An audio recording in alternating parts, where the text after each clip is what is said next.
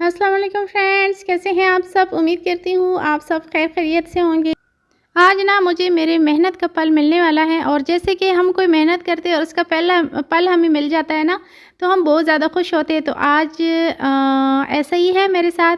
तो सबसे पहले तो मैंने सोचा जो कल हमने कपड़े धोए थे, तो चले इसको तो सबसे पहले हटा लूँ ताकि वीडियो बनाने में भी मुझे आसानी हो जाए। जैसे कि सर्दियाँ स्टार्ट हो गई है, तो मैं सोच रही हूँ गर्मियों के सारे कपड़े रख लूँ और सर्दियों के कपड़े निकाल लूँ, क्योंकि अभी काफ़ी सर्दियाँ हो गई। अगर बारिश हो गई है ना, बारिश अगर शुरू हो गई तो फिर सर्दियाँ काफ़ी ज़्यादा बढ़ जाएगी।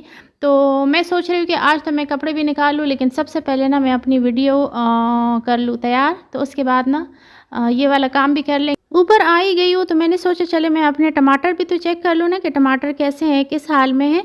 तो कल तो मैंने इनको पानी नहीं लगाया था, क्योंकि जिस दिन लगाए थे ना तो उस दिन मैंने हल्का सा इसको पानी फिर शाम को दिया था। तो मैंने कहा अभी सर्दियाँ शुरू हुई है, धूप तेज़ नहीं है ना, तो इस वजह से अगर हम बहुत ज़्यादा पानी भी देते हैं। अच्छा, मुझे एक फ्रेंड मुझे कह रही थी कि आपकी मिट्टी भी चेंज है इसलिए आपके पौधे अच्छे होते हैं।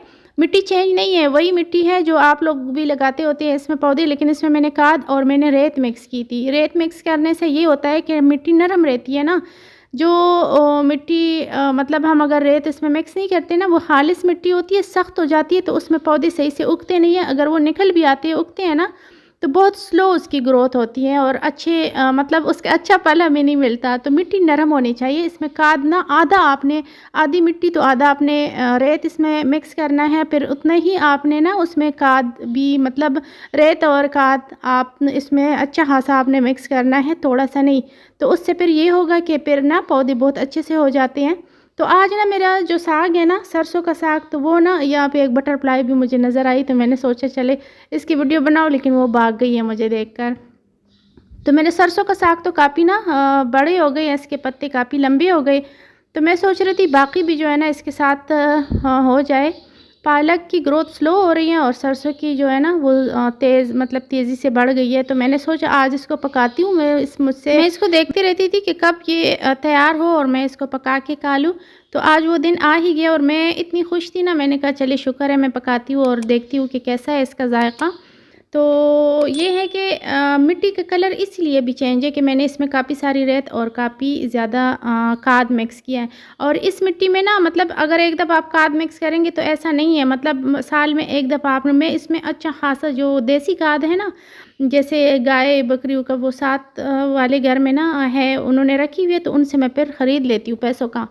तो वो मैं इसमें अच्छा खासा डाल लेती हूँ, मतलब 6 महीने या ज़्यादा से ज़्यादा, मतलब साल गुज़र जाता है ना, तो फिर वो खाद का असर भी इसमें ख़त्म हो जाता है। तो फिर आपने नया खाद इसमें डालना होता है, तभी आपके पौधे बहुत अच्छे से हो जाते हैं।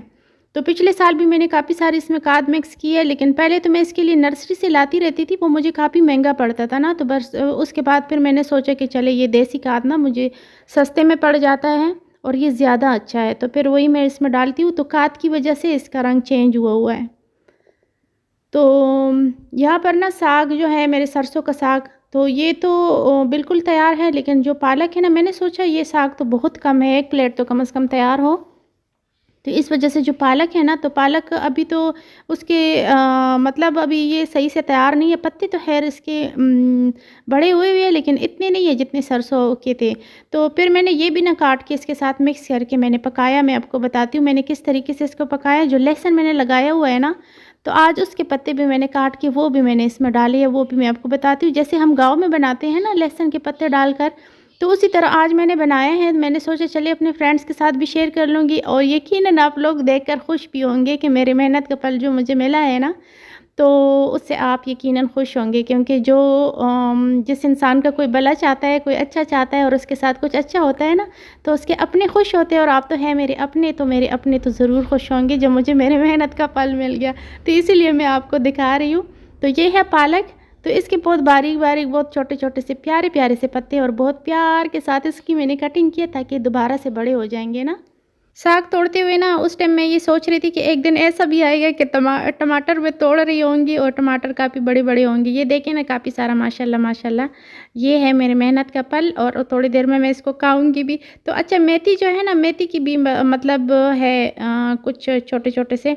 तो मेथी का भी मैंने काट लिया, वो भी मैंने इसके साथ मिक्स कर दिया। मैंने कहा जितने भी साग हैं ना तो वो सारे के सारे, तो इसको ना बड़े एहतियात से काटना होता है, क्योंकि नीचे से ना इसके दोबारा से पत्ते मतलब आ जाते हैं ना। कुछ लोग ना अक्सर बाज़ार से जो हम मेथी लेते हैं ना तो उन्होंने निकाल ली होती है बिल्कुल जड़ों से, तो पता नहीं क्यों इस तरह वो करते हैं। इसको जब हम गांव में ना इसको बस काटते हैं और ऊपर से मतलब तोड़ते हैं साग, और नीचे से नहीं बल्कि उसके साथ और पत्ते निकलना शुरू हो जाते हैं। तो ये मैं बना रही हूँ मिट्टी की हांडी में।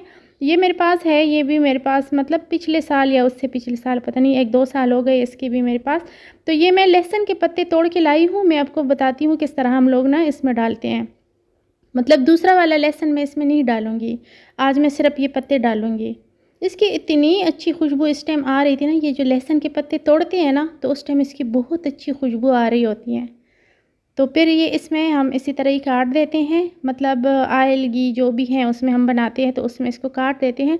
और पता नहीं मिट्टी के बर्तन में बनाने की वजह से या पता नहीं क्यों, लेकिन इसका जायका ऐसा था ना, ऐसा था, है मैं आपको क्या बताऊँ कि बच्चों को तो साग पसंद नहीं है, लेकिन फिर भी पालक तो कभी कभार खैर वो खा लेते हैं, लेकिन सरसों कभी भी वो नहीं खाते। लेकिन उन्होंने इतनी बच्चों ने तारीफ़ की। राहिल कह रहा था मम्मा आपने इसमें मक्खन डाला है, मक्खन का जायका आ रहा है। मैंने कहा मक्खन डाला नहीं है, लेकिन बहुत ही अच्छा इसका जायका आ रहा था। मेरा दिल कर रहा था तुमने कुछ नहीं करना, मुझे और भी मिल जाए। वो लगा देगी इधर तो फेसबुक पर। फेसबुक पे लगाते हैं कि कहाँ पे वो लगाते हैं? हाँ, सोशल मीडिया पे जब लगाएंगे तो पूरी दुनिया देखेगी ना। नहीं तो पूरी दुनिया में देखेगी तो मुझे तो कुछ नहीं करके ना चैट उठा गया वो है। बच्चा एक भी नहीं था? नहीं, एक भी नहीं था? सारा छुट्टी का टाइम हो गया, सारे बच्चे घरों की तरफ जा रहे थे। तो आप ये सब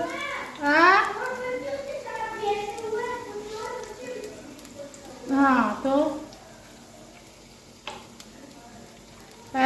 पहले तो सुनते थे ना जब आप सुनाती थी। वैसे सुनाया अच्छा? Very good. मुझे पता था मेरी बेटी बहुत समझदार है और बहुत ही लायक। जूते की मिट्टी की दिखाने की क्या जरूरत है?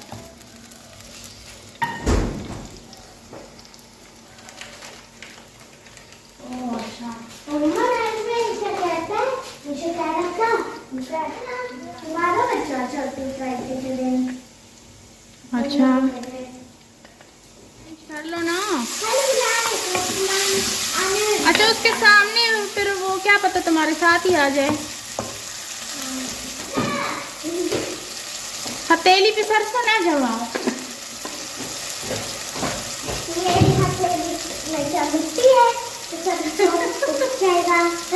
हथेली में सरसों जमाने मिसाल है जी।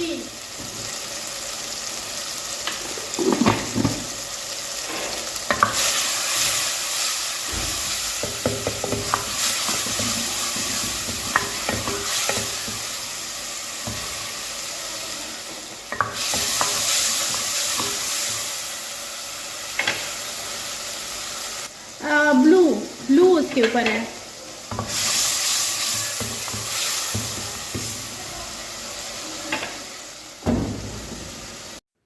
अच्छा मुझे यहाँ पर ना एक बात याद आ गई है, हथेली पे सरसों जमाना, मतलब ये यहाँ पे पंजाबी लोग कहते हैं।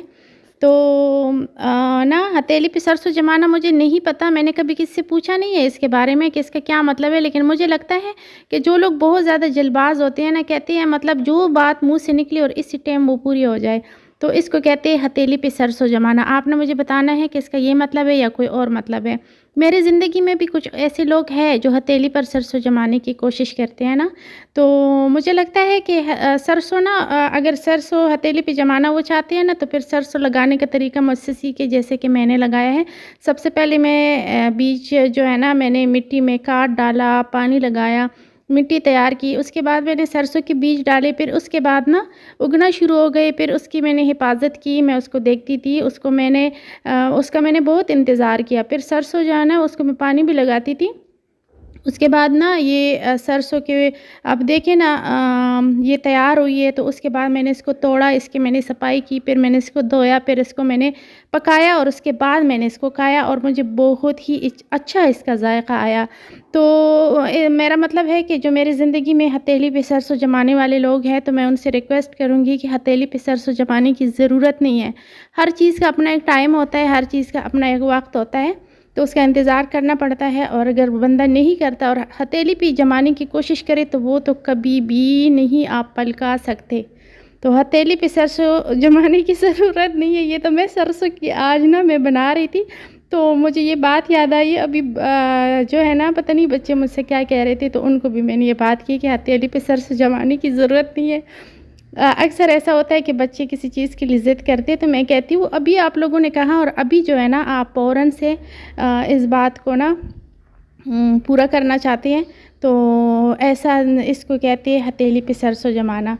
तो ये मैंने ये वाला जो लफ्ज़ है ना, ज़ाहिर है उर्दू का है, तो मैंने पंजाब में यहीं पे सीखा, मतलब सुना है। तो हमारी तरफ भी हो सकता है, ऐसी काफ़ी सारी मिसालें हैं, लेकिन इसको पुश्तो में क्या कहते हैं वो मुझे नहीं पता। लेकिन सरसों जमाने के लिए ना काफ़ी सारी मेहनत की ज़रूरत होती है, काफ़ी सारा इंतज़ार करना पड़ता है। तो कुछ लोगों को लगता है ना कि मैं तो बस फारिग बैठी हुई हूँ, मेरा तो कोई काम ही नहीं है, बस अगला बंदा जो कहे जो मतलब। तो चलिए, मैं इसमें तफसील में नहीं जाना चाहती, लेकिन मैं सिर्फ इतना चाहूँगी कि वीडियो देख रहे हैं तो हो सकता है उनको मेरी बात समझ में आ जाए। तो हथेली पे सरसों जमाने वाला काम ना तो मैं ख़ुद करती हूँ और ना ही मैं, मतलब ये तो आपके सामने मिसाल है ना कि 14 साल मैंने अपने शौहर के साथ ना मतलब कैसे गुजारे हैं, ये सब तो आप लोगों के सामने है। तो अगर हथेली पे सरसों जमाने की कोशिश में करती तो शायद मैं 1 साल भी ना गुजार पाती। तो बहुत ज़्यादा मैंने सब्र किया, बहुत ज़्यादा मैंने इंतज़ार किया। खैर फल तो फिर भी नहीं मिला मुझे 14 सालों में भी, लेकिन कोई बात नहीं है। ये है मेरे पास मिट्टी की, मैं ये प्लेट भी लाई थी इसी बर्तन को जब मैं ले रही थी ना, तो ये प्लेट मैंने इसके साथ देखी, तो मैंने कहा कि इसमें ना हम कोई साग वग़ैरह हम डाल सकते हैं। तो बस इसमें ना मुझे लगता है कि मिट्टी के बर्तन में बनाया, तो मिट्टी के बर्तन में भी अगर खाएँगे ना तो बहुत ही मज़ा आएगा और इतना अच्छा इसका जायका था ना, आप इस तरीके से ज़रूर बनाइएगा। तो उम्मीद करती हूँ वीडियो अच्छी लगी होगी। वीडियो देखने के लिए बहुत शुक्रिया। अल्लाह हाफ़िज़।